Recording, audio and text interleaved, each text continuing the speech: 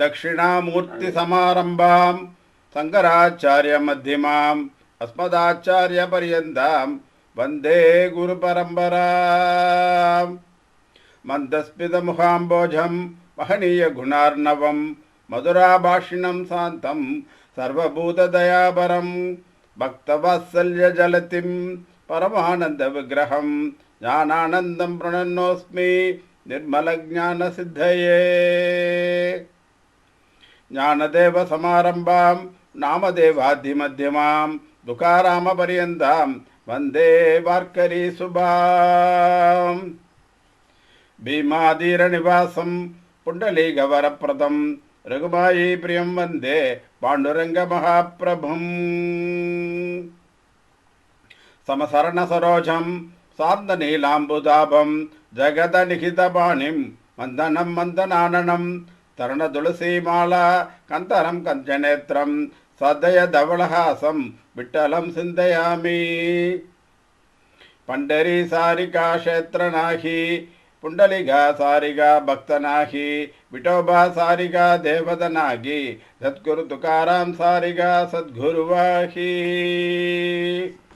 मावली ज्ञानेश्वर महाराज के जय। सद्गुरु तुकाराम महाराज के जय।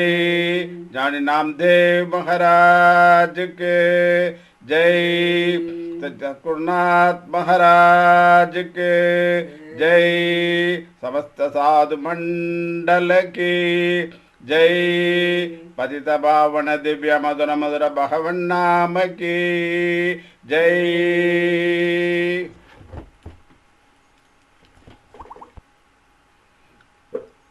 திருச்சிற்றம்பலம். நமச்சிவாய வாழ்க நாதன் தாழ்வாழ்க இமைப்பொழுதும் மின்னஞ்சல் நீங்காதான் தாழ்வாழ்க.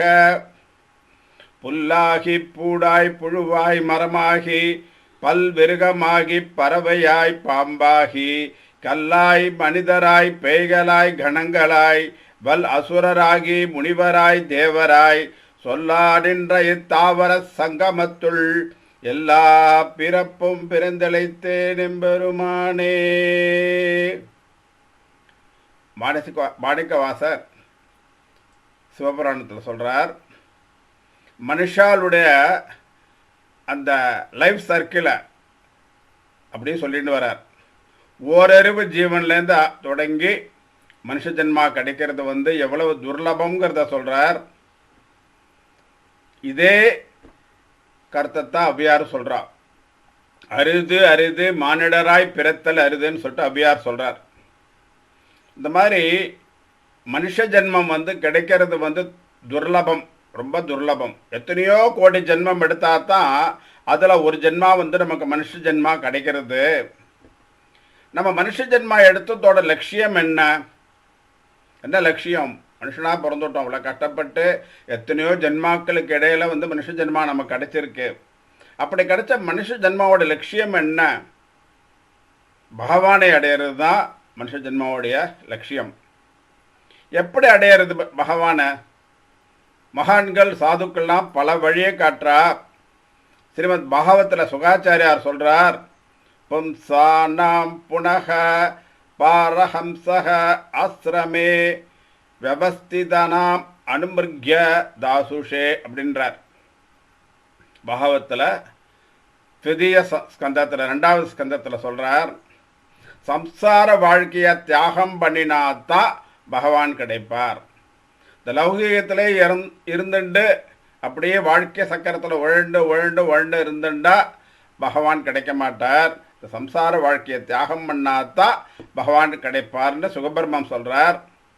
இதே பிரகலாதனும் வழிமொழிகிறார். பிரகலாத ஆழ்வார் பாகவத்தில் வழிமொழியார். 7வது ஸ்கந்தத்தில் இதை சொல்கிறார். தச்சாது மன்யே அசுரவர்ஜ தேகினாம் சதா சமுத்விக்னதியாம் அசகிருஹாது ஹித்வா ஆத்மபாதம் கிருஹமந்த கூபம் வகம்னதஹ யதுஹரிஹி ஆசிரயேத. சம்சாரங்கிறது அந்த கூபம்னு சொல்கிறார். பாழும் கிணறுன்னு சொல்கிறார். அது பெரிய பாழும் கிணறு. இது அந்த சாதாரண கிணத்துல விழுந்துவா கூட மேலே எழுந்துன்னு வந்துடலாம். அந்த பாழுங்கிணறு எப்படி இருக்கும்? ஜலம் கொஞ்சமாக இருக்கும், சேறு சகதியெல்லாம் நிறையா இருக்கும். இந்த பாழுங்கிணத்துல விழுந்தவாளால் மேலே எழுந்துட்டே வர முடியாது. இந்த சம்சாரங்கிறது பாழுங்கிணறுன்னு சொல்கிறா. இதே கருத்தை தான் வந்து நம்ம பகவத் நாம போதேந்திராள் அவர்கள் சொல்கிறா. இதே கருத்தை தான் சொல்கிறா. ஆனால் இந்த கருத்துக்கு வந்து முற்றிலும் மாறுபட்ட ஒரு கருத்தாக வந்து ஞானேஸ்வர மகராஜ் சொல்கிறார். அசௌடி சம்சாரி அப்படிங்கிறார். இல்லற வாழ்க்கையால் இருந்து கொண்டே பகவானை அடையலாம் அப்படிங்கிறார். இதுக்கு பிரமாணமாக அதை எதை காட்டுறார்? கோபிகளை வந்து பிரமாணமாக காட்டுறார். கோபிகளுடைய பக்தி, பாவ பக்தி, பிரேம பக்தி, நிரபேட்சியான பக்தி, இந்த மாதிரி பக்திகளை வச்சுத்தான் கோபிகள் வந்து பகவானையே அடைஞ்சான்னு சொல்கிறார். கோபிகள் சதா சர்வகாலமும் பகவானை நினச்சிட்டே காரியம் பண்ணுவா. அவள் வந்து பால் கறக்கும் போது பகவானை நினைப்பா, கிருஷ்ணனை பால் காய்ச்சும் போது நினைப்பா, தயிர் துவைக்கும் போது நினைப்பா, தயிரை வெண்ணையாக கடையும் போது நினைப்பா, அந்த தயிர் பால் மோர் வெண்ணெயெல்லாம் வியாபாரம் பண்ணும்போது கூட தயிர் பால் வெண்ணெய் மோர்னு கூவி வியாபாரம் பண்ண மாட்டா. கிருஷ்ணன் வாங்கலையோ கிருஷ்ணன், கிருஷ்ணன் வாங்கலையோ கிருஷ்ணன்னு சொல்லிட்டு கூப்பிடுவா. அவ்வளோ ஒரு பிரேம பக்தி. அந்த பிரேம பக்திக்கு தான் பகவான் வந்து அவளுக்கு தரிசனம் கொடுத்து அவளுக்கு அனுகிரகம் பண்ணான். கிரகசத் ஆசிரமத்தில் இருந்துட்டே எப்படி வந்து பகவானை அடையலாங்கிறத காமிச்சது பிரேம பக்தி. இந்த பிரேம பக்தின்னு வரும்பொழுது ஒரு சமாச்சாரத்தை உங்களோட பகிர்ந்து கொடுங்க நான் நினைக்கிறேன். அதாவது நம்ம சரித்திரமெல்லாம் கேட்குறோம். பகவான் பிரத்யட்சமானார், பகவான் தரிசனம் கொடுத்தார், யார் யார் எந்தெந்த ரூபத்தில் பகவானை வழிபடுறோமோ அந்தந்த ரூபங்களில் பகவான் தரிசனம் கொடுக்குறாருன்னு நம்ம கேள்விப்பட்டிருக்கோம். ஆனால் வந்து பிரத்யட்சமாக இப்போ நடந்த இந்த கலிகாலத்தில் 2021ஆம் ஆண்டில் டிசம்பர் மாதம் நடந்த ஒரு சம்பவம், அதை நிச்சயமாக உங்களோட பகிர்ந்துக்காமல் என்னால் இருக்க முடியாது. ஒசூரில் இருக்கக்கூடிய பந்துக்கள்லாம் அவளுடைய பந்துக்கள் அவளுடைய நண்பர்களோட குஜராத்துக்கு க்ஷேத்ராடனம் போகிறான். ஜோதிர்லிங்கங்கள் தரிசனம் பண்ணுறதுக்காக போகிறா. ஒரு 30-40 பேர் போகிறா. அவள் எல்லாருமே தீவிர சிவபக்தாள். சிவ வழிபாடு, அந்த சிவனையே வந்து ஆராதிக்கக்கூடிய தீவிரமான சிவபக்தாள். அவள் குஜராத்தில் போய் ஒவ்வொரு க்ஷேத்திரமாக தரிசனம் பண்ணிகிட்டே வரா. டிசம்பர் மாதம் 20ஆம் தேதி அன்னைக்கு வந்து ஆருத்ரா தரிசனம், திருவாதிரை பண்டிகை. இவாளுக்கு சிவன் அடியாராக இருந்தால் கூட இவாளுக்கு வந்து பேதம் கிடையாது. அதனால் துவாரகாதீசனை தரிசனம் பண்ணுறதுக்காக அந்த துவாரகாதீசன் கோவிலுக்கு போகிறா. கோவிலில் போய் சுவாமி தரிசனம் பண்ணிட்டு இருக்கா. கோவிலில் சுவாமிக்கு அலங்காரம் பண்ணுறதுக்காக திறப்பட்டுருக்கா. இவா எல்லாரும் வெளியில் நின்றுட்டு சுவாமியை பார்த்துட்டு முற்றோதல் தேவாரம் திருவேசகம் பண்ணெல்லாம் பாடின்னு இருக்கா. சுவாமி தீபாரதனைக்கு திரைய விளக்கிறா. அங்கே இருக்கக்கூடிய துவாரகாதீசன் வந்து இவ அத்தனை பேருக்குமே வந்து நடராஜராக காட்சி அளித்தாராம். இப்போ நடந்த சம்பவம் 2021ஆம் ஆண்டு டிசம்பர் மாதம் 20ஆம் தேதி நடந்த. அவள் அந்த மறுநாள் நான் போய் பார்த்தபோது சொன்னான், இந்த மாதிரி நடந்ததுன்னு சொல்லிட்டு சொன்னான். பகவான் வந்து பிரத்யட்சமாக இருக்கார். பிரேம பக்தியோட பகவானை நினைச்சா பகவான் நமக்கு வேணுங்கிற ரூபத்தில் தரிசனம் கொடுப்பாருங்கிறதுக்கு இது ஒரு நிதர்சனமான உண்மை. நாம் வந்து கிரகஸ்த தர்மத்தில் இருக்கோமா, சந்நியாச தர்மத்தில் இருக்கோமா, அல்லது பிரம்மச்சரிய வானப்பிரஸ்த தர்மத்தில் இருக்கோமாங்கிறதெல்லாம் விஷயமே இல்லை. நாம் எந்த தர்மத்தில் இருந்தாலும் நம்ம சிந்தனையானது பகவத் சிந்தனையாகவே இருக்கணும். பகவான்கிட்ட வந்து மனசை கொடுத்துடணும். நம்ம உலக காரியங்களில் வந்து சாதாரணமாக ஈடுபடலாம். இப்படித்தான் மகான்கள்லாம் சொல்கிறா. உலகத்திலேருந்து ஒதுங்கி ஓடுறதுக்கு யாராலையுமே முடியாது. இங்கே வந்தாச்சு, பிரபஞ்சத்தில் பகவான் நம்மளை படைச்சுட்டான். அதனால் நம்ம உலகத்திலேருந்து ஒதுங்கி ஓட முடியாது. மகான்களும் சாதுக்களுமே என்ன பண்ணுறா, அவள் தபஸ் பண்ணுறா. இந்த தப வாழ்க்கை முடிஞ்ச உடனே அவள் பண்ணின தபஸ், அவள் அடைஞ்ச பலனை வந்து நம்ம கொடுக்கணுங்கிறதுக்காக நமக்கு இறங்கி வரா. நம்மளை மாதிரி இருக்கிற கிரகசால் தான் அவளுக்கு வந்து சேவை பண்ணுற பாக்கியம் கிடைக்கிறது. நாம் வந்து எந்த தர்மத்தையும் வந்து நாம் வந்து தேடி அடைஞ்சிட முடியாது. பகவான் தான் தீர்மானம் பண்ணணும். நீ கிரகஸ்த தர்மத்தில் இருக்கணுமா அல்லது வந்து சன்னியாசி ஆகணுமா அப்படிங்கிற வந்து பகவான் தான் தீர்மானம் பண்ணணும். சரி, கிரகஸ்த தர்மத்தில் இருக்கோம், கல்யாணம் ஆகிடுத்து. அதனால் எதுவும் கெட்டு போகிறது ஒன்றும் கிடையாது. நம்ம எப்படி இருக்கோம், எப்படி நடந்துக்கிறோம், எந்த முறையில் நம்ம பகவானை அடையிறோங்கிறது தான் விஷயம். சாதுக்கள் குடும்பத்தை பார்த்தோன்னா, எல்லா சாதுக்கள் குடும்பம் பார்த்தோன்னா அவள் கிரகஸ்த தர்மத்தில் இருந்துட்டே பகவான்கிட்ட போகிறா. பகவான் நம்ம காட்டுறா. மனைவி உண்டு, குழந்தைகள் உண்டு. துகாராம் மகாராஜ் சொல்கிறார், என் மனசை நான் பாண்டுரங்கிட்ட கொடுத்துட்டேன், என்னுடைய உடம்பை இந்த சரீரத்தை கல்யாண மண்டபத்தில் கொடுத்துட்டேங்கிறா. இந்த உடம்பு அவளோடது, மனசு பாண்டுரங்கனோடதுன்னு சொல்கிறான். லோகத்தில் நாம் எவ்வளவோ காரியம் பண்ணுறோம், எல்லாம் அவனோட சங்கல்பம், அவனோடதுங்கிற மாதிரி நம்ம நினச்சிக்கணும். குடும்ப வாழ்க்கையில் நம்ம இருக்கோங்கிறதால நஷ்டம் ஒன்றும் வந்துடாது. குடும்பத்தோடு பக்தி பண்ணுறதுங்கிறதுக்காகத்தான் நமக்கு குடும்ப வாழ்க்கையே பகவான் கொடுக்குறார். எத்தனை பேர் 2 பேரும் சேர்ந்துட்டு கோவிலுக்கு போகிறா, 2 பேர் சேர்ந்துட்டு பூஜை பண்ணுறா, 2 பேர் சேர்ந்து டோலோஸ்வம் பண்ணுறா, 2 பேர் சேர்ந்து சத்சங்கத்துக்கு போகிறா. இது மாதிரி 2 பேரும் சேர்ந்து பக்தி பண்ணுங்கோங்கிறதுக்காகத்தான் கிரகசாசனத்தை பகவான் தரார். இதே தான் சன்னியாசியும் பண்ணுறா. அவள் என்ன பண்ணுறா, அவளுக்கு ஒரு சிஷ்ய பரம்பரை ஏற்படுத்திக்கிறா. அந்த சிஷ்ய பரம்பரை மூலமாக அந்த தர்மத்தை அவள் சொல்கிறா. இதே தான் கிரகஸ்த தர்மத்தை நாம் தான் சொல்கிறோம். இன்றைக்கி குடும்ப வாழ்க்கையில் இருந்தால் போகங்கள் இல்லாமல் இருக்கணுங்கிற கட்டாயமே கிடையாது. நமக்கு என்ன வேணுமோ என்ன கிடைக்குமோ அது பகவான் கொடுப்பான். தபோவன பாட்டு ஒன்று உண்டு, அதை இப்போ நம்ம கேட்கலாம்.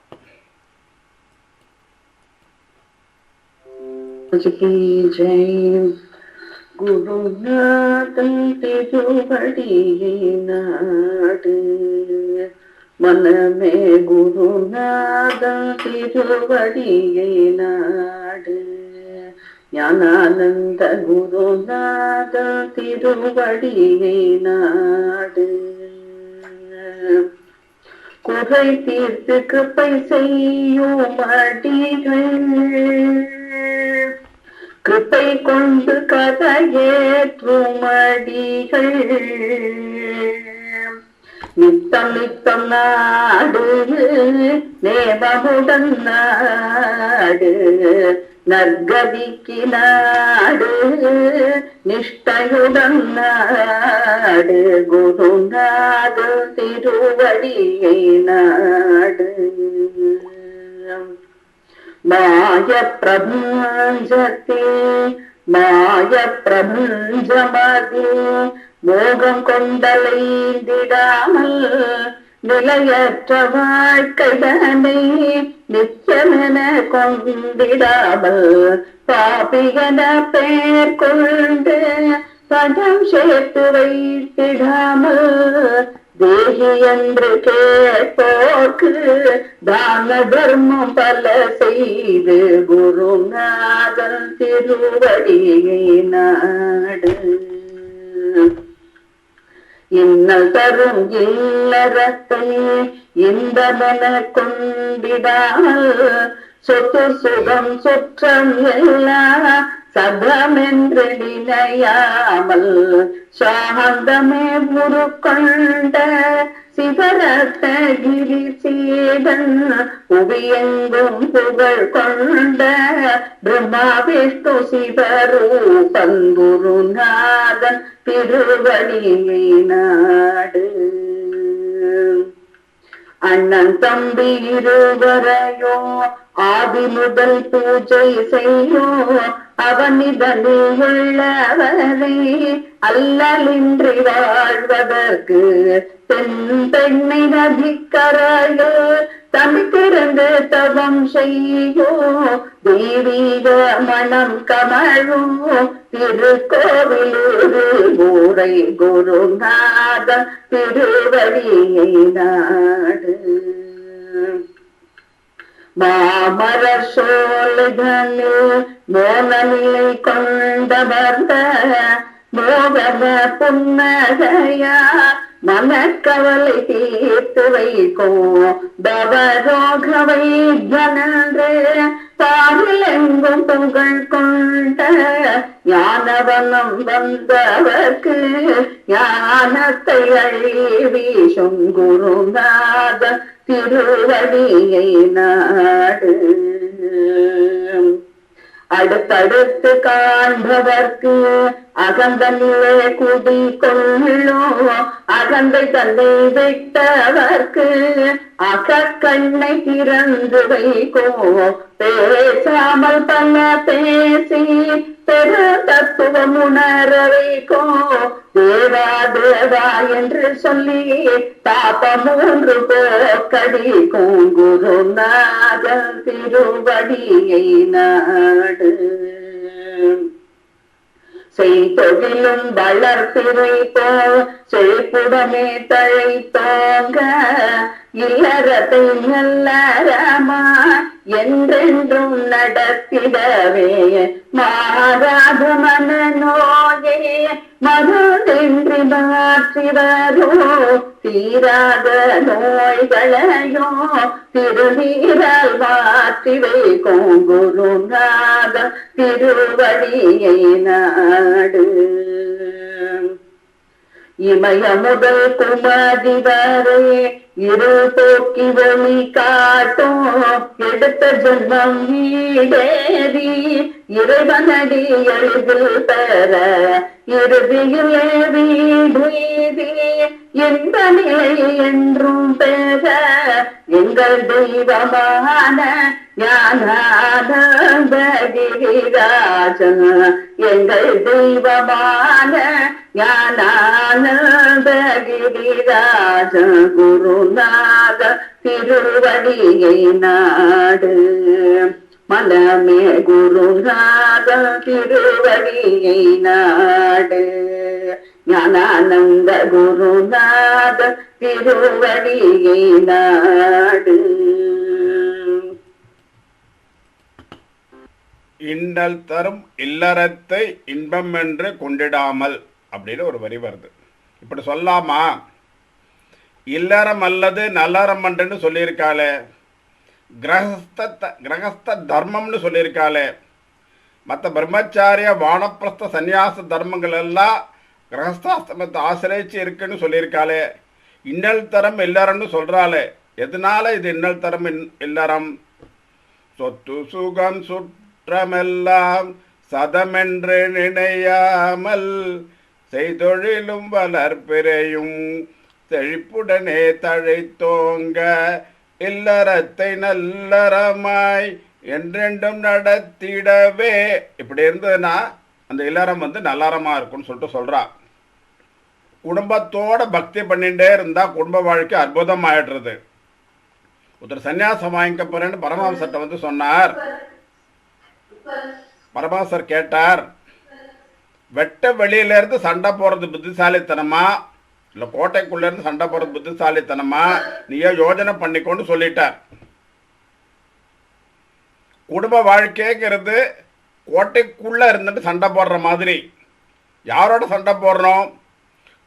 காம குரோத லோப மோக மத மாச்சாரியாதியான ஷட் வைரிகளோட 6 பகைவரோட நம்ம சண்டை போடுறோம். இந்த 6 பகைவர் எங்க இருக்கா? நமக்கு உள்ளேயே இருக்கா. இவாளோட சண்டை போடுறோம். வெட்ட வெளியிலேருந்து சண்டை போட்டால் என்றைக்குமே ஆபத்து வரும். என்றைக்கும் அபாயம். அது ஜாகிரதையான நிலைமை கிடையாது. எப்போ வேணாலும் மரணம் வரலாம். ஆனால் ஜாகிரதையாக கோட்டைக்குள்ளே சண்டை போட்டால் ரொம்ப ஜாகிரதையாக சண்டை போடலாம், நம்மளை ஜெயிச்சுடலாம். அதனால் குடும்பத்திலே இரு, ஒன்றும் கெட்டு போயிடாதுன்னு பரமஹம்சர் சொன்னார். அதை இந்த பக்தால் எல்லாருமே செஞ்சு காட்டினா. சரி, குடும்ப வாழ்க்கையில் இருங்கன்னு சொல்லிட்டு இருக்கோம். குடும்ப வாழ்க்கைனா பணம் வேண்டாமா? வீடு வாசல் வேண்டாமா? சொத்து சுகம் வேண்டாமா? எல்லாம் வேணும். ஆனால் உன்னுடைய பிரவிற்த்தி தர்மம்னு உனக்கு எது விதிக்கப்பட்டிருக்கோ, உனக்கு என்ன கிடைக்கணும்னு இருக்கோ அதில் நீ இரு. அது தப்புன்னே சொல்லலை. உனக்கு பிரவிற்த்தி தர்மம் நீ வேலைக்கு தான் போகணும், அல்லது நீ ஒரு தொழில் பண்ணணும், அல்லது இன்னொருத்தர் கீழே நீ வேலை பார்க்கலாம், நீ இன்னொருத்தரை 10 பேரை வச்சு வேலை கொடுக்கலாம். அந்த மாதிரி எந்த தர்மம் உனக்கு விதிக்கப்பட்டிருக்கோ அது தர்மத்தில் இரு. அது தப்பே கிடையாது. ஆனால் ஆசை பிடிச்சி பேராசை பிடிச்சி அலையாத.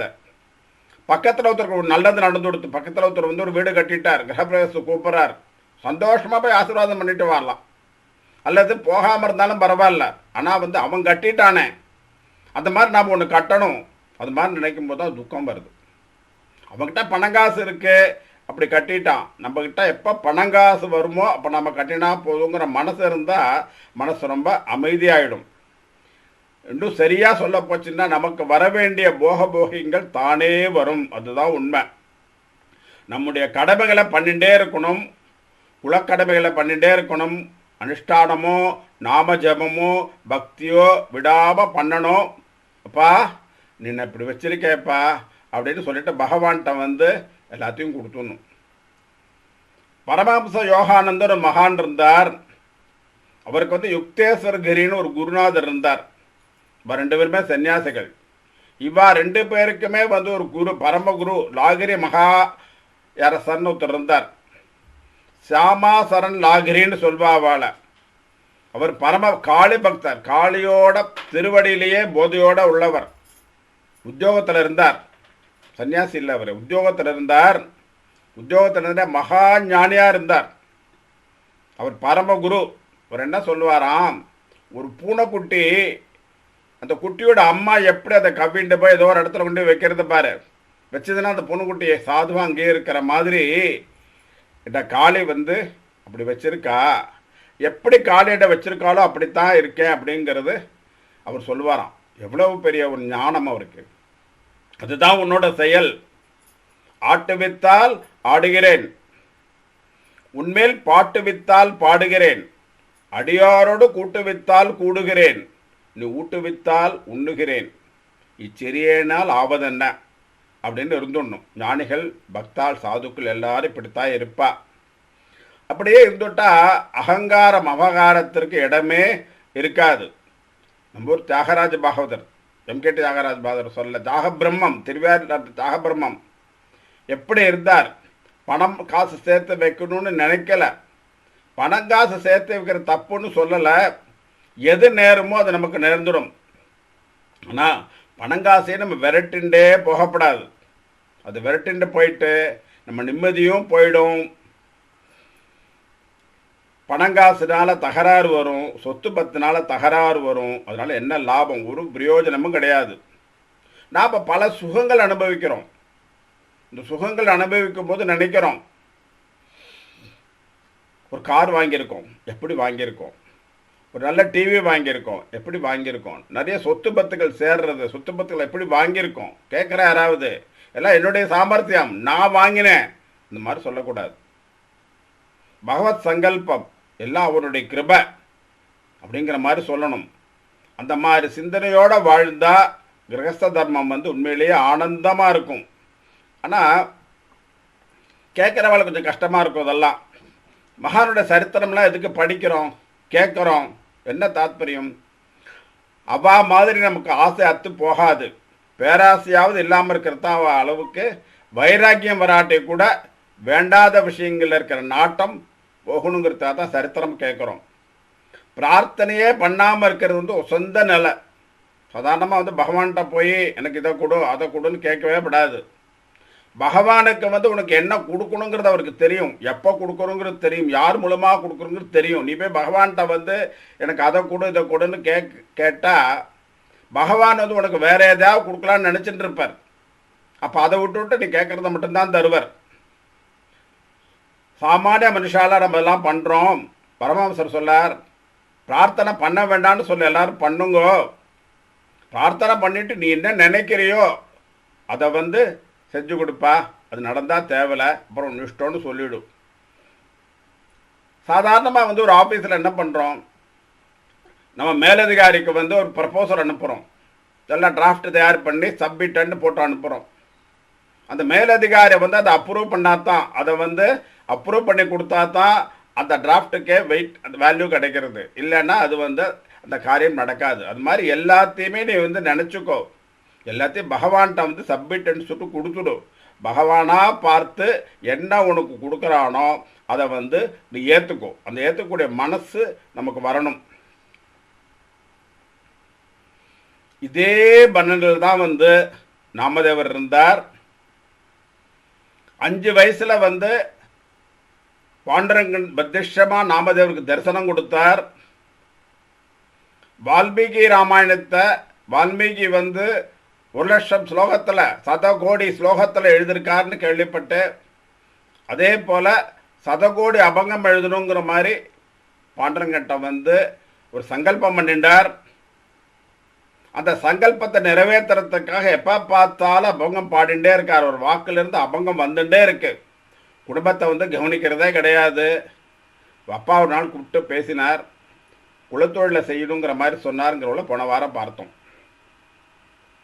நாமதேவர் சொல்கிறார், அப்பா நான் குலத்தொழில் தாப்பா பண்ணிட்டு இருக்கேன்.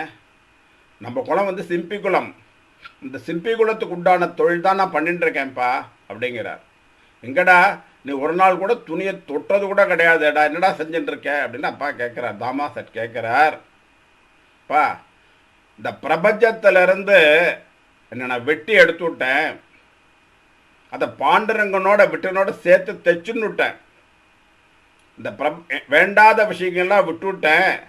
இந்த தையல் வந்து பிரிக்கவே முடியாது, பாண்டுரங்கனோட என்ன பிரிக்கவே முடியாது அப்படின்னு சொல்லிடுறார். தாமா சேட் வந்து ரொம்ப ஆச்சரியமாக பார்க்குறார்.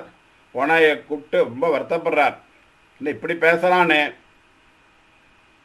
கோவிலுக்கு போகாம பக்தி மார்க்கத்தில் இருக்காங்கிறதே ஒரு வருத்தப்படக்கூடிய விஷயமாயிடுத்து. கிளம்புற காக்கடாகாரத்துக்கு போகிறான், அங்கேயே இருக்கான். ராத்திரி சைனகாரத்தி முடிகிறவளும் கோவிலுக்குள்ளேயே இருக்கான். இந்த பண்டாக்கள்லாம் பூஜாரிகள்லாம் நாழியாக எடுத்துனாமா கோவிலை பூட்டணும், செத்த நேரமாவது வந்து நாங்கள் வெளியில் போயிட்டு உள்ளே வரணும்ப்பா அப்படின்னு சொல்கிறா. கோவிலுக்கு வெளியிலேருந்து வாசப்படியிலே படுத்துட்டுறான். கிளம்புற எழுந்துட்டா உடனே கோவிலுக்குள்ளே போயிடுறான். இதே மாதிரி இருந்துட்டுருக்கான். எப்போ பார்த்தாலும் வந்து அபங்கம் பாடிகிட்டே இருக்கான். விட்டல்கிட்ட நான் சங்கல்பம் பண்ணியிருக்கேன் பாடணுங்கிறான். ராத்திரி பகலாக பாண்டிருக்கான். பிரேம பக்தியில் உருகி கதறி பாடுறான், அழகாக ஆடுறான். எல்லாரும் அவனுடைய பக்தி பஜனையை வந்து பாராட்டுறா. சில பேர் வந்து பிரகாசமாக பண்ணுறா. எத்தனை நாளைக்கு பாடி பாடி பஜனை பண்ணிட்டு இருக்க போகிறான் அவன். நீங்கள் பார்த்துட்டு இருக்க போகிறேன். அவன் எப்படி உங்களை காப்பாற்ற போகிறான்? பஜனை சோறு போடுமா அப்படிங்கிற மாதிரிலாம் கேட்குறா. என்ன பண்ணுறதுன்னு நமக்கு தெரியலையே அப்படிங்கிறார். கோனாய் ஒரு மனைவி சொல்கிறா, நம்ம நாமாவுக்கு வந்து ஒரு கல்யாணம் பண்ணி வச்சுடலாம், கல்யாணம் பண்ணி வச்சா சரியாக போயிடும் அப்படிங்கிறா. நாமதேவரை பற்றி எல்லாருக்கும் தெரியுமே. இவனுக்கு யார் பொண்ணு கொடுப்பா? பகவானையும் அவனுடைய வேதத்தையும் அவனுடைய நாமாவையும் நம்புறவனை பகவான் எப்படி கைவிடுவா அப்படிங்கிறா கோடாய். பகவான் வந்து சத்திய சங்கல்பம் பண்ணியிருக்கானாம். என்னை நம்பு, நான் உன்னை காப்பாற்றுகிறேன். உன்னை மட்டும் இல்லை, உன்னுடைய குலத்தையே காப்பாற்றுகிறது சத்தியம் பண்ணி கொடுத்துருக்கான் அப்படின்லாம் கோனாயை சொல்லி, நீங்கள் போய் பொண்ணு பாருங்க, நம்ம நாமாவுக்கு பொண்ணு தேடுங்க, எங்கேயாவது நல்ல பொண்ணு அவனுக்குன்னு கிடைப்பான்னு சொல்லி அனுப்புகிறா. பல இடங்களில் போய் பொண்ணு கேட்குறா. யாருக்கு வரன்? நாமதேவருக்கா, அப்புறம் பார்க்கலாம் அப்படின்றா. சில இடங்களில் சில இடங்கள் நாமதேவரா, அவன் என்ன எப்போ பார்த்தாலும் பாடிகிட்டே இருக்கான், அவனுக்கு பொண்ணா அப்படிங்கிற மாதிரி சொல்லிடுறான். இன்னொரு இடங்களில் போய் கேட்கும்போது நாமதேவருக்கா, அவனுக்கு என்ன வருமானம் இருக்குது?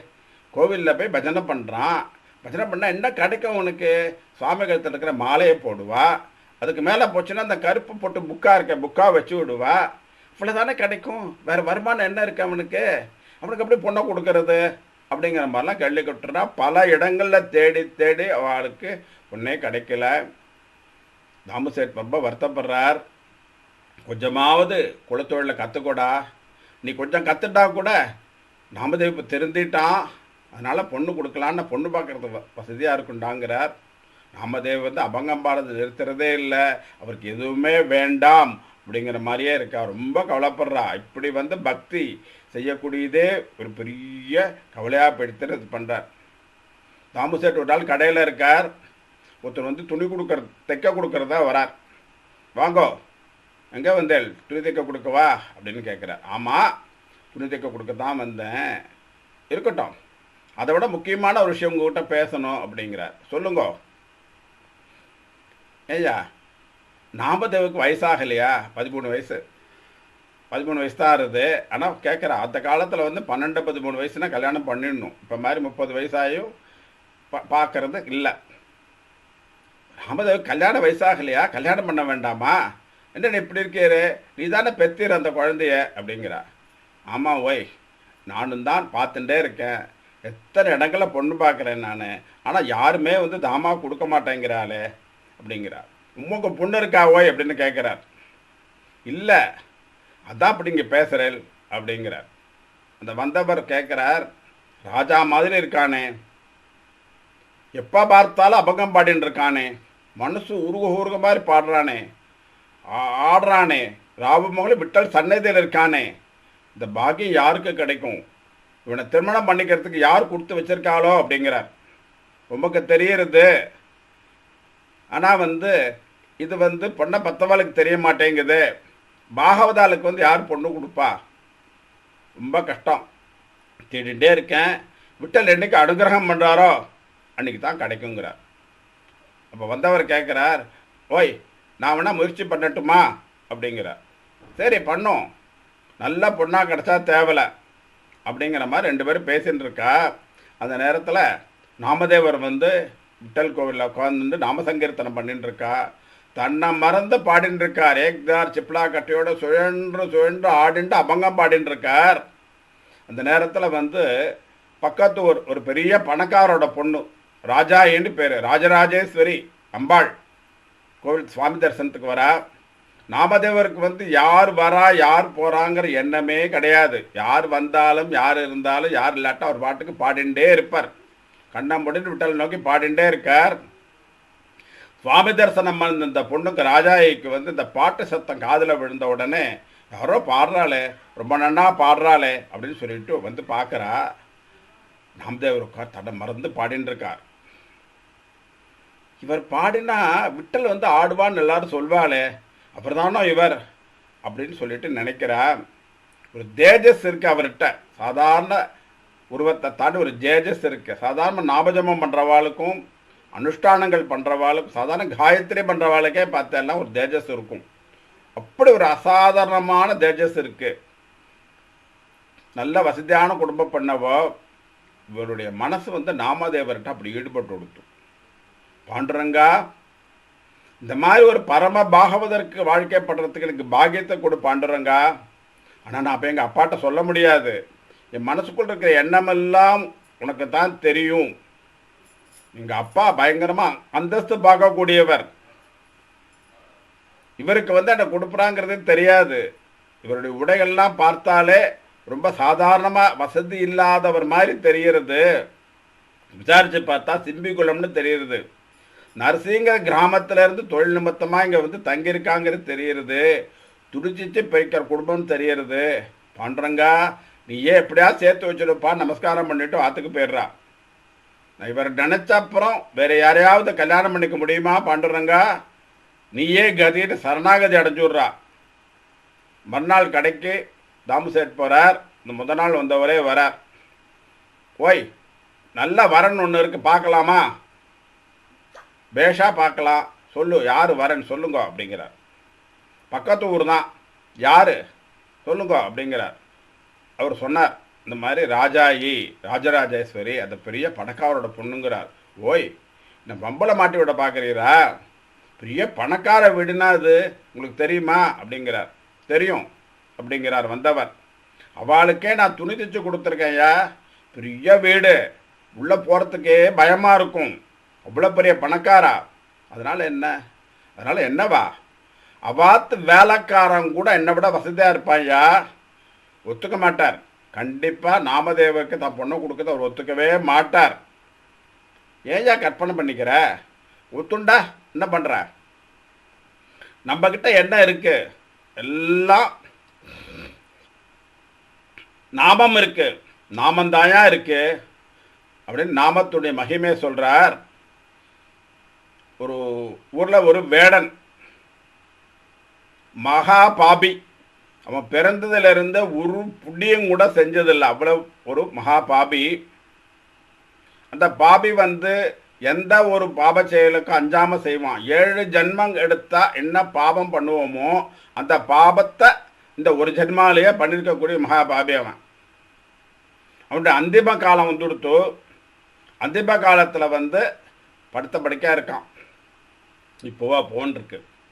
அந்த நேரத்தில் வந்து அவனுடைய பையன் வந்து கேட்குறான், அப்பா இத்தனை நாளாக வந்து ஒன்று அண்டியும் நான் இருந்துவிட்டேன், வாழ்க்கையை நடத்திட்டேன், நீ எப்படி வாழ்ந்த, நீ எப்படி எங்களுக்கெல்லாம் இத்தனை நாள் காப்பாற்றின, நீ என்ன பண்ணணுங்கிறத சொல்லி கொடுத்துரு, நீயோ இறக்கக்கூடிய தருவாயில் இருக்க, நீயே சொல்லி கொடுத்துரு அப்படின்னு கேட்குறான். அவரால் பேசவே முடியல. சாதாரணமாக அந்த மாதிரி மரண தருவாயில் வந்து எவ்வளோ முயற்சி பண்ணினாலும் இந்த நாமாங்கிறது வரவே வராது, பேசவே வராது. அவர் வந்து தன்னுடைய வாழ்க்கையை தான் எப்படி பிழைச்சனுங்கிறத வந்து 3 வார்த்தையில் சொல்கிறார். ஆகரக, சம்ஹரக, பிரகரகங்கிறார். இந்த 3 வார்த்தை சொன்ன உடனே அவர் பிராணம் போயிடுறது. பிரகரக, ஆகரக, சம்ஹரகங்கிறார். பகவன் நாம ஒன்றும் சொல்லலை. மிருகத்தை வந்து பிடி, கொண்டு வா, கொல்லு, இந்த 3 தான் சொல்கிறார். இது தான் நான் பண்ணிட்டு இருந்தேன். மிருகங்களை பிடி, அதை எடுத்துட்டு வா, அதை கொன்னுடும், இதுதான் என்னோட பிழைப்பு இது சொல்கிறார். ஆனால் இந்த 3 சொற்களில் வந்து கடைசியில் முடியுது ஹர ஹர ஹரன்னு முடிகிறது. உடனே ஹரநாமம் சொல்லிட்டார் இவர் அப்படின்னு சொல்லிட்டு கைலாசத்திலிருந்து சிவன் கணங்கள்லாம் வந்துட்டாலாம். நாம் சொன்னது வந்து பகவன் நாமாவே இல்லை. அந்த வேடன் சொன்னது வந்து பகவன் நாமாவே கிடையாது. இருந்தாலும் பகவான் என்ன எடுத்துக்கிறார், ஒரு பெரிய சதஸ் கூடி இருக்கு, ஒரு 1000 பேர் இருக்கா. இந்த 1000 பேர் இருக்கும்போது சதஸில் வந்து பிரவசனம் பண்ணிருக்கிற பாகவதர் வந்து அவருக்கு தெரிஞ்ச நபர் ஒருத்தர் உள்ள நுழையிறார். வாங்க நாராயணன் அப்படின்னு கூப்பிட்றார். அந்த சதஸில் இருக்கக்கூடிய அத்தனை நாராயணன் என்ன பண்ணுவா, என்னத்தான் பாகவதர் கூப்பிட்டான்னு திரும்பி பார்ப்பா ஒரு நிமிஷம் இல்லையா. அது மாதிரி பகவான் வந்து அந்த நாமத்தை வந்து நீ தெரிஞ்சு சொல்கிறியோ தெரியாமல் சொல்கிறியோ நாமா சொல்லணும்னு சொல்கிறியோ அதெல்லாம் நினைக்கவே மாட்டா. ஒரு நாமா சொல்லிட்டா போதும், அதுக்கு உண்டான பலனை வந்து கொடுக்கறதுக்கு அப்படி கையேந்தி காத்துருக்கார் பகவான். அது மாதிரி இவர் வந்து சொன்னது நாமாவே இல்லை, பிரகரக, ஆகரக, சம்ஹரகன்னு சொன்னார். இந்த 3லே அரகர அப்படின்றதுனால சிவகணங்கள் வந்து கைலாசத்துக்கு கூட்டின்னு போயிட்டா. யமதூதர் வரத்துக்கு பயப்படுறா. ஏற்கனவே அஜாமல சரித்திரத்தில் நடந்தது தெரியும், அதனால யமதூதர் வந்து பயப்படுறா. சிவபெருமான் வந்து கைலாசத்தில் தலையில் கை வச்சுட்டு உட்காந்துருந்தானாம். ஏன், ஒரு தடவை வந்து ஹராங்கிற நாமத்தை சொல்லிட்டாலே சிவபெருமான் வந்து அந்த ஜீவனை வந்து கைலாசத்துக்கு அழைச்சிட்டு போய் தம் பக்கத்தில் வச்சுட்டு அவருடைய ரூபத்தையே கொடுத்து பக்கத்தில் வச்சு போகிறான். ஒரு நாமாக்க இவ்வளவு பலன் இருந்தாக்க இவர் சொன்னது 3 நாமா சொல்லிட்டாரு, மிச்சம் 2 நாமாக்க நம்ம என்ன பலன் கொடுக்க முடியும் அப்படிங்கிறத நினச்சிட்டு சிவபெருமான கையில் வச்சுருந்தா இது அப்படின்னு வச்சுட்டு இருந்தாராம். இது குருநாதர் சொல்லக்கூடிய ஒரு கதை இது. அது மாதிரி அவர் சொல்கிறார், நம்மக்கிட்ட என்னையா இருக்கு அப்படின்னு தாமசட் கேட்குறார். அதுக்கு வந்து அந்த வந்தவர் சொல்கிறார், உங்கள்கிட்ட நாமா இருக்கையா, நாம தனம் இருக்கு அப்படிங்கிறா. அது எப்பேற்பட்ட தனம் தெரியுமா, யாருக்குமே கிடைக்கக்கூடாத தனம், அது கிடைக்காத தனம்ங்கிறா. தாமசேட் சொல்கிறார், நீங்கள் பாகவத தர்மத்திலேருந்து பேசுகிறேன், லௌகிக தர்மங்கிறது வேற. சரி நான் போய் பேசி பார்க்கட்டா அப்படின்னு கேட்குறார். பேசி பாரும், ஆனால் பத்திரமா திரும்பி வந்துருங்கோ அப்படின்னு சொல்லி அனுப்புகிறார். இவர் வந்து அந்த பணக்கார வீட்டுக்கு போகிறார். போன உடனே ராமகிருஷ்ண ஹரி அப்படிங்கிறார். அவர் வந்து வாசுதேவ ஹரின்னு சொல்லி வரவேற்கிறார். வாங்கோ உங்கள் பேர் என்ன அப்படின்னு கேட்குறார். என் பேர் விட்டு சேட்டு பேர். அப்படியா, உட்காருங்க. இவர் நல்ல ஜம்மனி ட்ரெஸ் எல்லாம் பண்ணிட்டு போயின்னு இருக்கார். ஏன்னா அந்த பணக்கார சம்பந்தம் பேச போகிறார். அதனால வந்து நல்லா நீட்டாக ட்ரெஸ் பண்ணிட்டு நல்ல உடையோட போனதுனால ஒரு ஆசனம் போட்டு உட்கார வைக்கிறார்.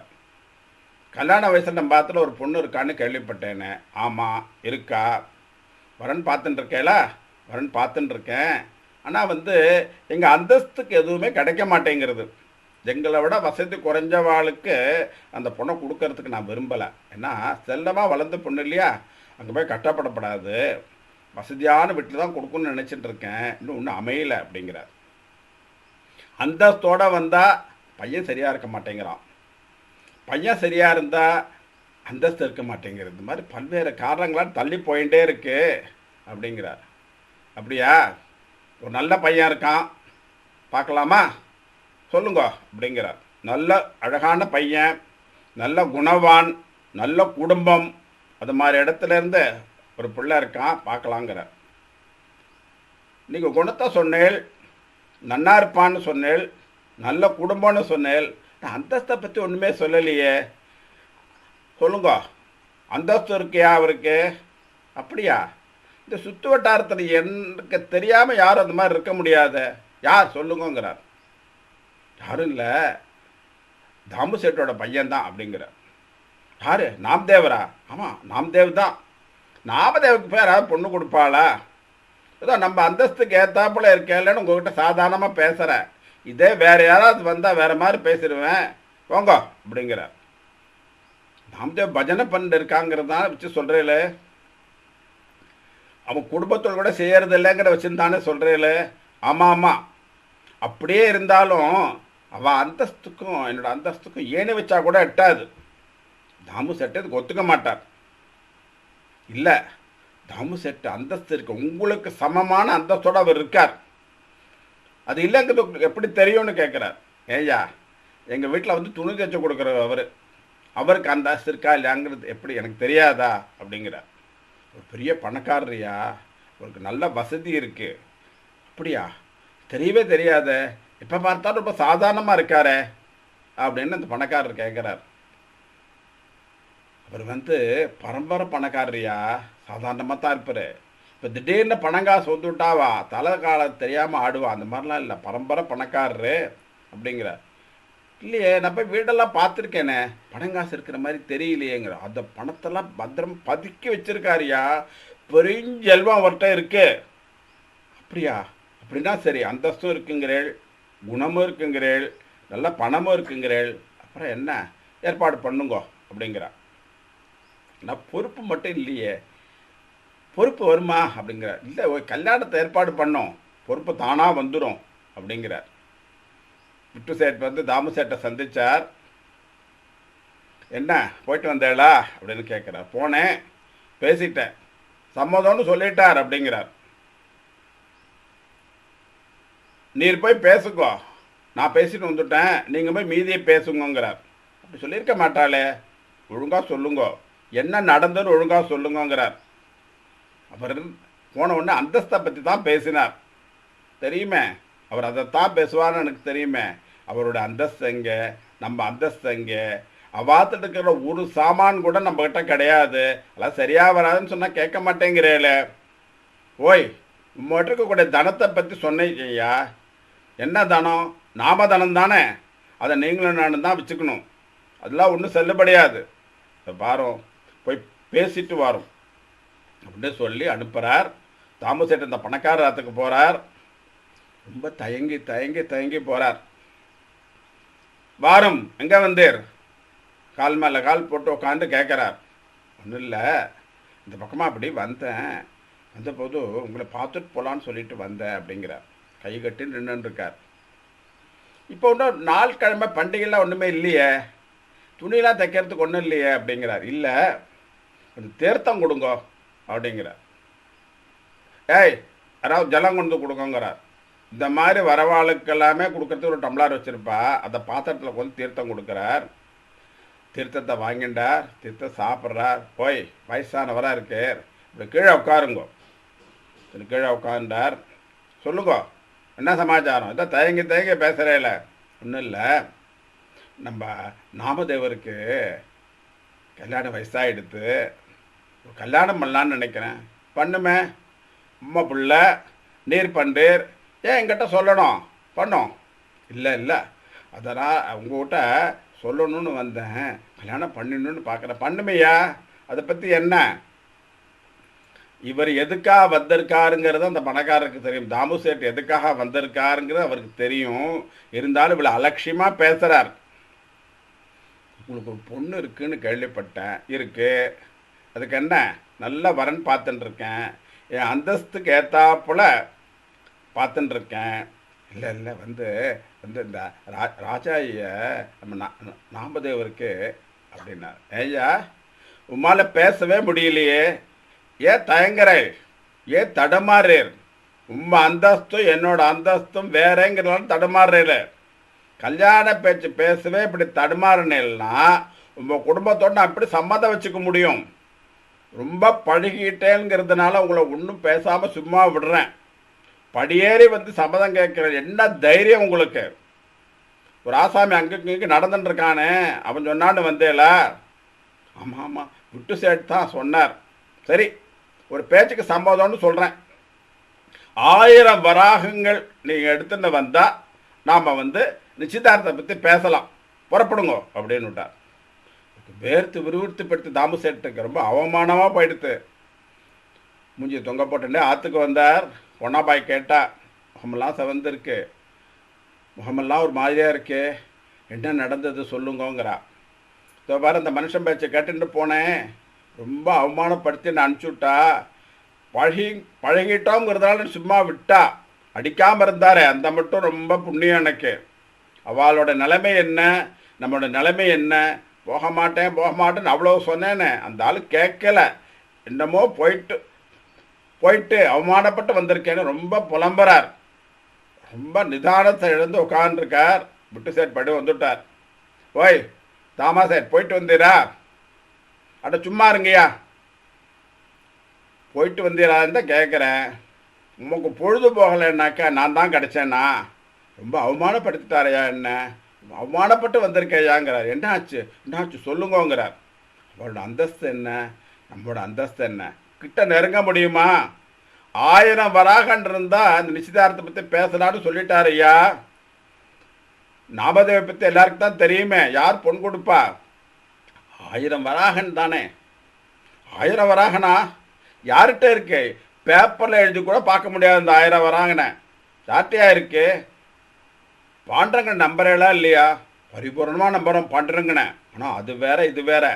நான் பாண்டரங்கன் நம்புறதுனால தான் பாண்டரங்கன் இந்த மாதிரி வரனை கொடுத்துருக்கார். பணம் இல்லையோ என்ன பண்ணுறது? பணம் இல்லாமல் எப்படி கல்யாணம் பண்ணுறது? கோவிலில் போய் சாதாரணமாக தாலி கட்டின்னு வர முடியுமா?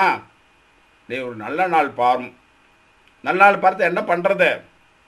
1000 வராகன் விட்டல் கொடுப்பார். நீர் எடுத்து நம்ம நிச்சயம் பண்ணும், பயப்படாதீர், பாண்டரங்கன்ட்ட பூர்ண நம்பிக்கை வையும் அப்படின்னு சொல்லிவிட்டு விட்டு சரி புரட்டு போயிட்டார். லக்ஷ்மி கடாட்சம் சொல்லுவா.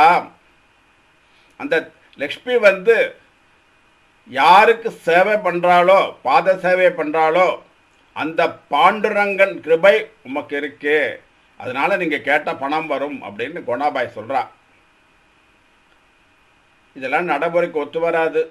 பார்க்கலாம், பகவானே எப்படியாவது இந்த கல்யாணத்தை நடத்தி வைப்பான்னு சொல்லி அவர் ரொம்ப வருத்தத்தோடு இருக்கார். அந்த ஆளுக்கு வேறு வேலை இல்லை அப்படின்னு புலம்புறார். ராத்திரியாச்சு, படுக்கையில் படுத்துட்டார். அவமானப்பட்ட மனசு, பையனுக்கு கல்யாணம் ஆகலையே, நிச்சயமாகலேங்கிற எண்ணம் அப்படியே புரண்டு படுத்துட்டு இருக்கார். விளக்கு கூட கிடையாது ஆற்றுல. இங்கேயோ ஒரு கல் விட்டு யாரோ எரியற மாதிரி சத்தம் கேட்கறது. வீட்டுக்குள்ளே தபன்னு கல் விடுற மாதிரி சத்தம் கேட்கறது. கொனாயை கூப்பிட்டு கேட்குறார், வீட்டுக்குள்ளே பாரு யாரோ கல் விடுற மாதிரி சத்தம் கேட்குறது, திருட யாராவது வந்திருக்கானோ? ஆமாம், அங்கே ஓடுறான் பாருங்கங்கிறார். ஒரே இருட்டு, ஒன்றுமே தெரியல. ஒரு விளக்கை எடுத்து வந்து பார்க்குறா, வீட்டுக்குள்ளே விழுந்தெல்லாம் கல்லே இல்லை, அத்தனை சொர்ண பாலமாக இருக்குது. அதை பார்த்தா அவர் கைகாலாம் நடுங்கிறது. யார் திடீர்னு இங்கே வந்து போட்டாலோ தெரியலையே, அரசாங்கத்துக்கு தெரிஞ்சால் பெரிய புகார் ஆகிடுமே, இங்கே அப்படி கட்டியாக தங்கம் கிடைக்குமா, அது யாராவது தூக்கின்னு வந்து போடுவானா அப்படின்னு ரொம்ப தடுமாறுறார், தவிக்கிறார். கோனாயை சொல்கிறா, அந்த மனுஷன் வந்தாரோ இல்லையோ விட்டு சேட், அவர் என்ன சொன்னார்? பாண்டுரங்கனை நம்புங்கோ, அவன் உங்களுக்கு என்ன வேணுங்கிறத கொடுப்பான்னு சொன்னாரா இல்லையா? இது விட்டலோட வேலையாக தான் இருக்கும் அப்படிங்கிறா கோனாய். போடி, கற்பனை பண்ணிக்காத. சரி, இப்போதைக்கு இதை கொண்டு போய் உள்ளே வச்சு துணியை போட்டு மூடுனார். துணி போட்டு மூடிட்டு வந்தா, ஏற்கனவே தூக்கம் கிடையாது, ஒரு தூக்கமும் போயிடுத்து. காலம்பரை விடிஞ்சது. கோனாய் சொன்னா, இது பாருங்கோ, இந்த கட்டியாக தங்கம் இருக்குது, இதில் கொண்டு போய் ஒரு கட்டியை வெட்டி கொண்டு போய் ஒரு 1000 வராகன் கொண்டு போய் கொடுத்து அந்த ராஜாயை வந்து நம்ம நாமதேவருக்கு விஷயம் பண்ணிட்டு வந்துடுங்கோ அப்படின்னு சொல்லிட்டு சொன்னான். என்ன தைரியமா அவனுக்கு? யாருடைய தங்கமோ இது, யாரோ கொண்டு போட்டிருக்கா, அப்படி கொண்டு நீ கொடுக்க சொல்கிறியே, அவனுக்கு என்ன தைரியம் அப்படின்னு கேட்குறார். இங்கே பாருங்க, குழந்தை நைவேத்தியம் பண்ணி விட்டால் சாப்பிட்ருக்கான். இது வெறும் வாய் வார்த்தை இல்லை, சத்தியம். நீங்களும் பார்த்துருக்கேன். நான் குழந்தை வரம் வேணும்னு கேட்டேன், எனக்கு விட்டல் குழந்தைய கொடுத்தான். சுவாமி வந்து நம்ம கூட இருக்கேங்கிறதுக்கு எத்தனையோ லீலைகள்லாம் பண்ணி காட்டியிருக்கான். இருந்தாலும் சந்தேக புத்தி நம்மளை விடவே மாட்டேங்கிறது. ஜாகிரதை அப்படின்னா அவர் தான் தீர்மானமாக சொன்னாரே, பாண்டுரங்கன் காப்பாற்றுவார், பாண்டரங்கன் நம்பிக்கை வேண்டு சொல்லிட்டு தானே போனார். அதை நீ ஏன் நம்ப மாட்டேங்கிறேள் அப்படின்னு கேட்குறார். 1000 வராகன் அந்த மனுஷன் கொண்டு கொடுத்துருக்கலாம், இல்லாட்டி யார் மூலமாவது கொடுத்துருக்கலாம். கட்டி கட்டியாக தங்கன்னா பயமாக இருக்கேம்மா அப்படின்னு ரொம்ப வருத்தப்படுறார், துக்கப்படுறார். மறுநாள் இந்த விட்டல் சேட் வந்து ஏகப்பட்ட பரிவாரங்களோட ராஜாவை வீட்டுக்கு போகிறார். அந்த பணக்காரர் கேட்குறார், என்ன விஷயமா வந்தீர்? தாமு சேட் வந்தாரா? தாமு சேட் வந்தார், பேசி அனுப்பிச்சாச்சு. 1000 வராகன்னு கேட்டலாமே. ஆமாம்மா, 1000 வராகம் இருந்தால் நிச்சயதார்த்தத்தை பற்றி பேசலான்னு சொல்லிட்டேன், அது இருந்தால் தான் பேச முடியும் அப்படிங்கிறார். பின்னாடி திரும்பி ஒரு ஜாடை காட்டுறார். ஒரு சேவகன் வந்து ஒரு பெரிய தங்க தாம்பாளத்தில் பட்டு துணி மூடி கொண்டு முன்னாடி வைக்கிறார். இந்த பட்டு துணி விலைக்கு பார்த்தா அதில் வந்து 10,000 வராகன் இருக்கு. மீண்டும் ஒரு முறை திரும்பி பார்க்குறார். திரும்பி பார்த்தாக்க முத்து பவழம் வைர வைடூரியம் எல்லாம் தட்டு தட்டு தட்டு தட்டாக கொண்டு வைக்கிறார். செந்து போயிடுறார். இந்த பணக்காரர் ஆடி போயிடுறார். யாரையும் வாழலாம், இப்படி கொண்டு கொடுக்குறாளே அப்படிங்கிறார். நாங்கள்லாம் தாமாசிட்டோட வேலைக்காரா, அவரோட உத்தரவால தான் வந்து நாங்கள்லாம் கொண்டு வச்சுருக்கோம். நிச்சயதார்த்தத்துக்கு நேர்பாடோ அதை பண்ணோம். இனிமேல் மரியாதை என்ன தெரியுமா, ஒரு தடவை வந்து அவரை அவமானப்படுத்திட்டேள், அவர் இங்கே வரமாட்டார், நீங்கள் தான் போய் பேசணும், போங்க அப்படின்னு சொல்லிட்டு புறட்டு போயிடுறார். அவருக்கு ஒரே ஆச்சரியம், இவ்வளோ பணங்காசு இருக்குமா, இப்போ சாமானியமாக இருந்தாரே, இவ்வளோ பணங்காசு வச்சுருக்காரே அப்படின்னு நினச்சிட்டு எதிர்மரியாதையோட நாமதேவராத்துக்கு வரா. அவரை பார்த்த உடனே தாமு சேட்டு குணாபாய்க்கு அப்படி உடம்பெல்லாம் நடுங்கிறது. என்ன பண்ண போகிறாரோ தெரியலையே, 1000 வராகன்னு கேட்டிருக்காரே, நம்ம எப்படி கொடுக்க போகிறோம், இந்த தங்கத்தை கொஞ்சம் வெட்டி கொடுத்துடலாமான்னு நினச்சிட்டு இருக்கார். ஆனால் ஏகப்பட்ட பதில் மரியாதையோடு வரார். வந்து அவர் நமஸ்காரம் பண்ணுறார். தாமு சேட்டை, உங்கள்கிட்ட 1000 வராகன்னு கேட்டேன், ஆனால் 10,000 வராகன்னு அனுப்பிச்சுட்டேல, வைர வைடூரியமெல்லாம் அனுப்பிச்சுட்டேல, இவ்வளோ சொத்து இருக்குன்னு எனக்கு தெரியவே தெரியாது. வீட்டை பார்த்தா ரொம்ப சாதாரணமாக இருக்குது, குடிசை வீடாக மண் சுவராக இருக்குது, ஆனால் இவ்வளவு சொத்து பத்துக்கு நீங்கள் உரிமையாளருங்கிறது தெரியல அப்படின்லாம் பேசுகிறார். தாமு சேட்டும் கோணாபாயும் வந்து திரு திருன்னு முழிச்சுட்டு இருக்கா. கல்யாணத்துக்கு நாள் குறிச்சா. அவளுடைய கிராமங்களில் வந்து அற்புதமாக ஏற்பாடு பண்ணி ஜாம் ஜாம்னு கல்யாணம் நடந்தது.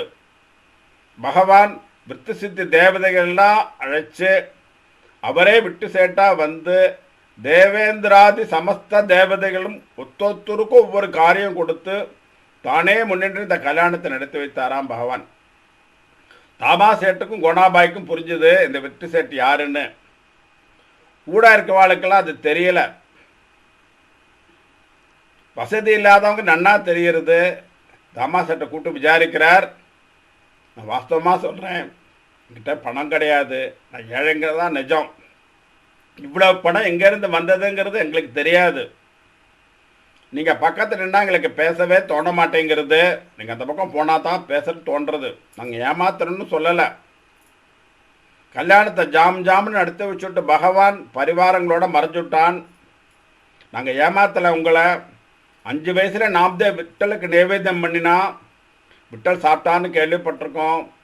அதை வந்து நாங்கள்லாம் பார்த்ததில்லை. அந்த பணக்காரர் சொல்கிறார், சத்தியமாக இருக்கணும், இல்லைன்னா இப்பேற்பட்ட வைபவத்தோடு நம்ம வசதிக்கு உள்ளவாளே பண்ண முடியாத கல்யாணத்தை விட்டு சேட்டா பகவானே வந்து பரிவாரம் நடத்தி வச்சுட்டு போயிருக்கானே, நம்ப முடியாத கல்யாணமாக இருக்கே, தேவலோகத்து கல்யாணமாக தான் நடந்தது அப்படின்னு ரொம்ப பாராட்டுறார், ரொம்ப சந்தோஷப்படுறார். சாதாரணமாக நம்ம கிரகங்கள்லேயே வந்து பகவானை நம்பி ஒரு காரியம், ஒரு கல்யாணம் பண்ணிட்டா அந்த கல்யாணத்துக்கு ஏற்பாடெல்லாம் பகவான் வந்து நடத்திக்கிறார். நாமதேவருக்கு வந்து வராமல் இருப்பாரா, செய்யாமல் இருப்பாரா, ரொம்ப அற்புதமெல்லாம் பண்ணுறார். ராஜா வீட்டு கல்யாணம் மாதிரி நடந்தது. திருட நம்பிக்கை இருந்துட்டா சாமி கூட இருந்து காப்பாற்றுவார். சத்திய வாக்கு வந்து எப்படி பொய்த்து போகும். ஏகநாதர் பாடுறார், दामासेटीचा कारगुण स्वय झाला नारायण लग्न तिथी धरली निकी नाहे कोणा पैवोलकी विठ्ठल सेठी ऐसे नाम एका जनार्दनी प्रेम स्वये झाला नारायण. தாமா சேட் கவலைப்பட்டாங்கிறதுக்காக சாட்சாத் பகவான் பண்டரிநாதனே விட்டலனே விட்டு சேட்டுன்னு போய் தன்னோட கருடனை வந்து காலமாடாக்கி அவளை வண்டியில் ஏற்றி விட்டு தன்னோட இந்திராதி தேவ பரிவாரங்களை சேவை பண்ண வச்சு தானும் சேவை பண்ணி இந்த கல்யாணத்தை நடத்தி கொடுத்து என்ன நடந்ததுன்னு புரிஞ்சுக்கிறதுக்கு முன்னாடி மாயமாக மறைஞ்சு போயிட்டான். சீர்திருத்தோட ராஜாவை கொண்டு விடும்போது தான் இவெல்லாம் அவளுக்கு தெரிஞ்சது. தமா சொல்லிட்டார், உண்மையை சொல்லிட்டார். அதாவது லவலேசம் கிருபை பகவான்கிட்ட அனுகிரகம் இருக்கிறதுனால இதெல்லாம் கிடைக்கிறது. பொய் சொன்னால் ஒன்றுமே கிடைக்காது. அவன் நாமாவை சொல்கிறதுனால நாங்கள் இருக்கோம், நாங்கள் பணக்காரா இல்லை, ஏழை தான். விட்டல் சேட்டா வந்து பகவானே நாமதனம் நாமதனம்னு சொன்னார். அந்த நாமதனம் தான் எங்ககிட்ட இருக்குது அப்படின்னு சொன்னார் தாமுசேன். நாமதேவர் வந்து முதல்ல அந்த கல்யாணத்துக்கு ஒத்துக்கலை. அப்புறம் ஏன் ஒத்துண்டார்? விட்டலனே தன் நிலை பண்ணுறான்னு தெரிஞ்சது. அதுக்கு நாம் உட்பட்டு தானே ஆகணும். பாண்டரங்கன் சொன்னாரான் நாமதேவர்கிட்ட, யாருக்கும் தெரியாத விஷயம் உனக்கு சொல்கிறேன்ப்பா. இந்த கல்யாணம் வந்து என்னுடைய சங்கல்பத்தினால நடக்கிறது. உன்னை கல்யாணம் பண்ணிக்கணும்னு ஆசைப்பட்டா, ராஜாயை ஆசைப்பட்டா. அவளும் பரம பக்தை. உங்கள் 2 பேரும் நான் ஏன் சேர்த்து வச்சேன் தெரியுமா? உங்கள் வாத்தில் வந்து 4 பாகவதா பிறக்க போகிறா. எனக்கு பஜனை கோஷ்டிக்கு ஆள் வேணும், பஜனை பண்ணுறதுக்கு எனக்கு பஜனை கோஷ்டிக்கு ஆள் வேணும், அதனால் கல்யாணம் பண்ணி வச்சேன்னாராம். சுவாமி கிருபையால் அற்புதமாக கல்யாணம் நடந்தது. இவரோட கிரகஸ்த தர்மம் எப்படி இருக்கு? சௌக்கியமாக சந்தோஷமாக வாழ்ந்துட்டு இருக்கா. நாமதேவருடைய சங்கல்பம் என்ன? கையில் வந்து பணமே இருக்கப்படாது. எவ்வளவு காசு வந்தாலும் உடனே தானம் பண்ணிடணும். பணத்தை காலி பண்ணுறதுக்கு என்ன வழி? சத்குருநாதர் சொல்வார், பணத்தை வந்து சாப்பாடு போட்டு கரைச்சோடு வச்சுக்காதே, அடுத்த நாளைக்கு வந்து பகவான் கொடுப்பார். அப்படித்தான் சாதுக்கள் இருப்பார். யாரெல்லாம் பண்டரி கஷேத்திரத்துக்கு வராளோ அவளை எல்லாரையும் நாமதேவர் கிரகத்துக்கு கூட்டின்னு வருவா. பாத பூஜை பண்ணுவார், சாப்பாடு போடுவார், புத்த தட்சணை கொடுப்பார். கையில் இருக்கிற காசு முழுக்க அன்னைக்கு கரைச்சுடுவார். பகவானை நம்பிண்டு வானம் பார்த்த பூமி போல வாழ்ந்துட்டு இருக்கார் அவர். பகவான் இத்தனை லீலை பண்ணதை பார்த்த அப்புறம் அப்பா அம்மாவுக்கு வந்து இவரை எதுவுமே சொல்ல தோணலை. இத்தனை சொல்லிட்டு இருந்தா, குடும்பத்தில் பொறுப்பு இல்லாமல் இருக்கியே, நீயே எப்படி வாழ போகிற, எங்களை எப்படி காப்பாற்ற போகிறேன்னு சொல்லிட்டு இருந்தவாளுக்கு பகவானுடைய லீலா வினோதங்களை பார்த்தப்பறம் எதுவும் சொல்லாமல் இருக்கா. பகவான் வந்து அவருடைய பக்தி கட்டுப்பட்டு இருக்காருங்கிறது தெரியறது. நாமதேவர் பஜனை பண்ணும்போது பார்த்தா அந்த பாண்டுரங்கனே, அந்த விட்டலனே வந்து தன்னுடைய கீர்த்தனத்தை தானே பாடுறது போல தெரியுதான். அப்படித்தான் அவர் பஜனை பண்ணுவார், அப்படித்தான் அவர் பாடுவார். என்ன சொல்றார்? அந்த ஸ்வரூபத்தை அப்படியே உள்ள வாங்கிக்கோ, மனசுல வந்து பகவானை தியானம் பண்ணு, இந்த பிரேமையோட நாமசங்கீர்த்தனை பண்ணும்பார். அந்த அபங்கத்தை இப்போ கேட்கலாம். विठलाची पागे विठलाची ध्याये, विठलाची पागे विठलाची ध्याये, विठलाची काये सर्व काल विठल विठल जय जय विठल विठल विठल जय जय विठल विठल हावृती विठल जपने सिंगनी कामणे सर्व काल सभाग्य विठल साकी गणपत कसपे सापद विठलाची विठलाची पागे विठलाची ध्याय विठलाची काये विठल विठल विठल नाम म्हणे तुणी विठला हे मुन இன்னும் கொஞ்சம் கூட்டி சொல்லலாமா? அபங்க பஜன கரித கால விட்டலாச்சி பாகே விட்டலாச்சி தியாயே விட்டலாச்சி காயே சர்வ கால விட்டல விட்டல விட்டல ஜெய் ஜெய் விட்டல விட்டல விட்டல ஜெய் ஜெய் விட்டல விட்டல விட்டல ஜெய் ஜெய் விட்டல விட்டல விட்டல விட்டல விட்டல விட்டல விட்டல ஜெய் ஜெய் விட்டல.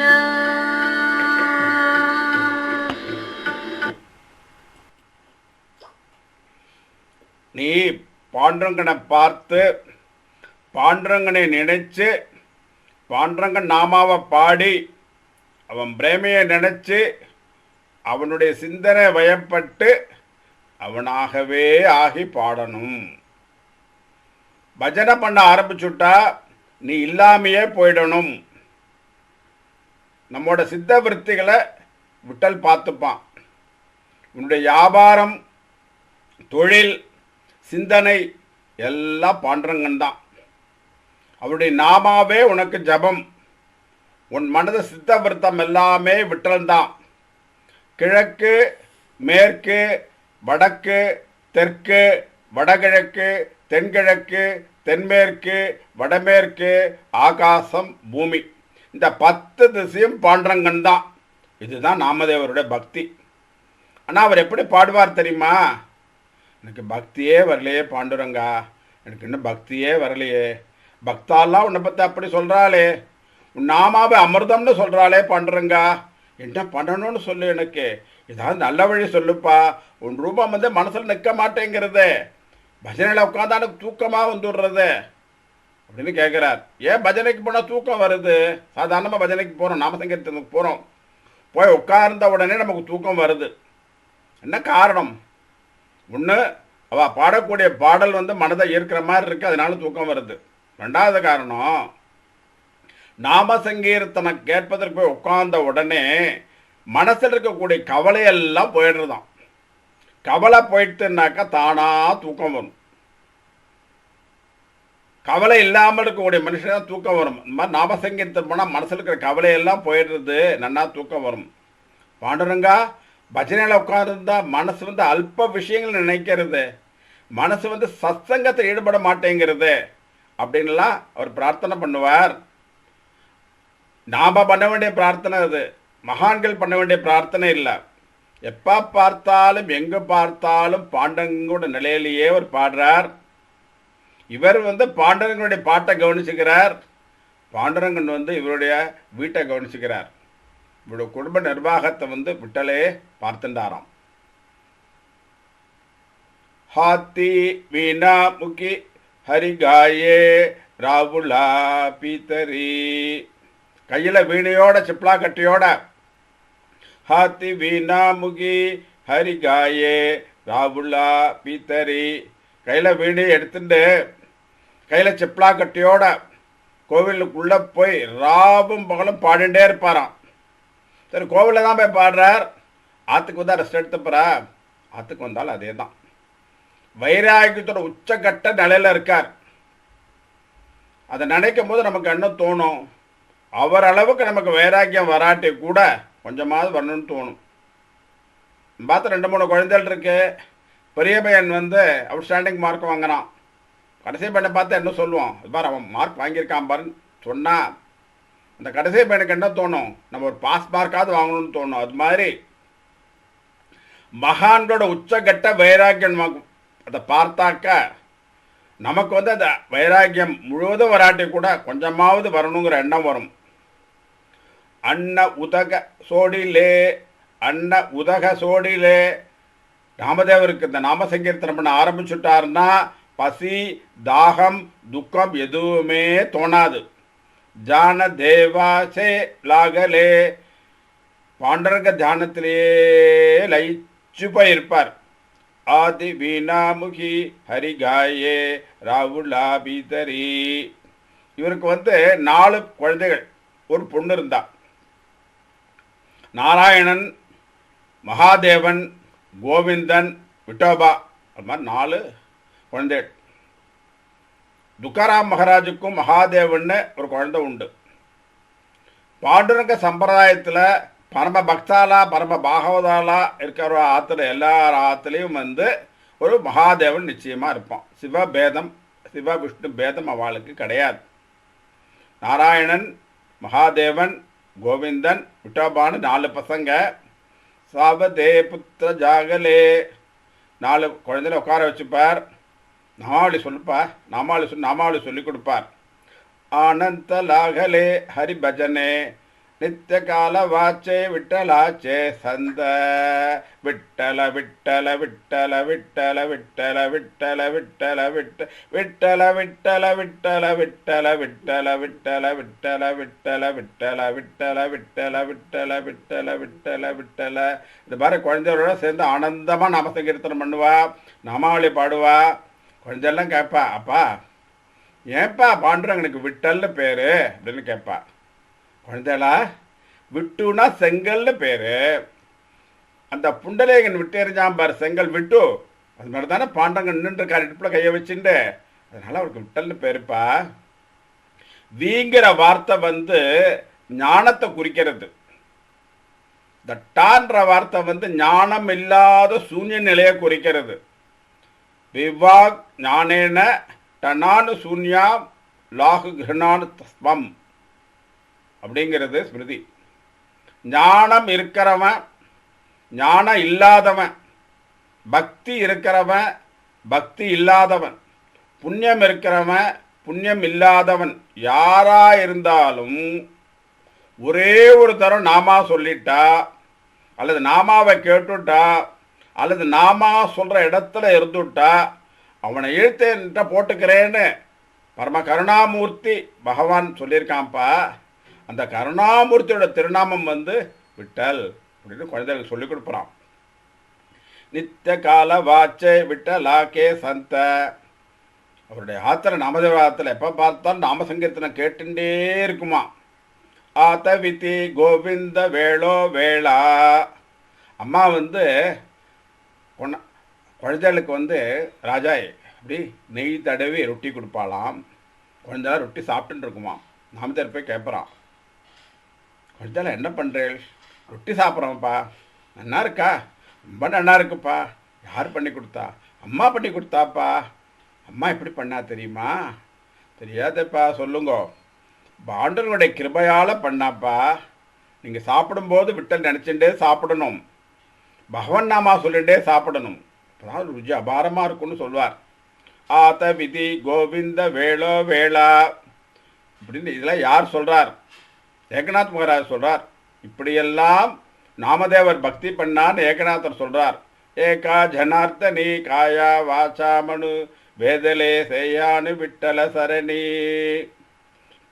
வீட்டில் வந்து குடும்பத்தோடு பக்தி பண்ணுவார். வீட்லேயே அப்படி பண்ணாத கோவிலுக்கு போனால் கேட்கவே வேண்டாம். குடும்பத்தில் இருக்கா அவரோட பிரகையே இருக்காது. குடும்பத்தில் மனைவி இருக்கா, குழந்தைகள் இருக்கா, அப்பா அம்மா இருக்கா, சகோதரி இருக்கா, இந்த மாதிரி எந்த ஞாபகமுமே அவருக்கு வராது. ஏன்? தன்னுடைய சுய பிரகையே இருக்காது அவருக்கு, தன்னுடைய சரீர ஞாபகமும் இருக்காது. ஸ்ரீ புத்திர பாப மாயாச்ச ஆதவனே ஹோயா தேக பாவ விசரலே. அவரோட ஞாபகமே இருக்காது. தனக்கு சரீரம் இருக்கும் ஞாபகம் கூட அவர் இருக்காது. தேக பாவ விசரலே संत हरिदा लागले नामा मने खेसी जेई तुझे भाय माज डोली. அப்படி பிரக்யா வரும். எப்பாவது பிரக்யா வரும். வரும்போது வரம் கேட்பறான். பாண்டுரங்கா எனக்கு கொஞ்சம் பணம் காசு கூட, இந்த வீடு பழசா போயிடுத்து, நல்ல வீடாக கட்டி கூட, சமூகத்தில் வந்து ஒரு மரியாதை அந்தஸ்தும் புகழ் எனக்கு வேணும், சௌக்கியம் வேணும், இப்படிலாம் கேட்பறா. நாம் தான் கேட்போம், அஞ்ஞானிகள் தான் கேட்போம். அவர் மகா ஞானி என்ன கேட்பார்? துஜே பாய மாஜ டோலி. பாண்டுரங்கா உன் சரணார வித்தங்கள் என் சிரசிலே எப்பவும் இருக்கணும்டா, இந்த பாகியத்தை கூடு அப்படின்னு சொல்லிட்டு கேட்பார். இதனுடைய தொடர்ச்சியை வந்து அடுத்த வாரம் பார்க்கலாம். ஜெயதேவ ஜெயதேவ ஜெய பாண்டுரங்கா ஹரி பாண்டுரங்கா ரகுமாயி வட்டல ராதி விட்டல ஜெய ஜெய. எல்லோரும் நன்றாய் இருக்க வேண்டும், இதற்கு ஈசன் கணேசன் அருளல் வேண்டும். எல்லாரும் ஒன்றாய் இருக்க வேண்டும், இதற்கு ஈசன் கிரீசன் அருளல் வேண்டும். எல்லோரும் நன்றாயும் ஒன்றாயும் இருக்க வேண்டும், இதற்கு ஈசன் கிரீசன் ஞானானந்தர் அருளல் வேண்டும். माऊली ज्ञानेश्वर महाराज के जय। सद्गुरु तुकाराम महाराज के जय। जान नामदेव महाराज के जय। सद्गुरुनाथ महाराज के जय। पतित पावन दिव्य मदर मदर भगवन नाम की जय। राधे कृष्णा, राधे कृष्णा, राधे कृष्णा।